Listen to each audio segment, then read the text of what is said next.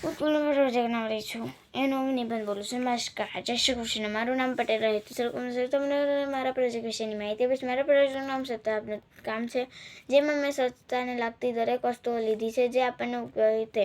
ગાંધીજી સ્વચ્છતાના ખૂબ જ સક્રિય હતા. તેઓ કહેતા હતા કે સ્વચ્છતા તે આપણે પોતાની ગંદવાડ ત્યાં મનવા અને તેમના નિયમો સદગુરુ આપણા પ્રધાનમંત્રી શ્રી નરેન્દ્રભાઈ સાહેબે અપનાવ્યા છે. સ્વચ્છતા માટે ખાસ ઝુંબેશ શરૂ કરેલ છે.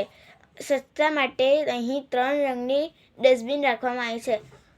લાલ રંગની ડસ્ટબિનમાં જોખમી કચરો, વાદળી રંગની ડસ્ટબિનમાં ભીનો કચરો, લીલી ડસ્ટબિનમાં સૂકો કચરો નાખવામાં આવે છે. સ્વચ્છતા કાયમી રહે તે માટે સરકારે કચરા ગાડીની વ્યવસ્થા કરી છે, જે ઘરે ઘરે જઈને કચરો ઉઘરાવે છે. આપનું વડોદરા, સ્વચ્છ વડોદરા. Thank you.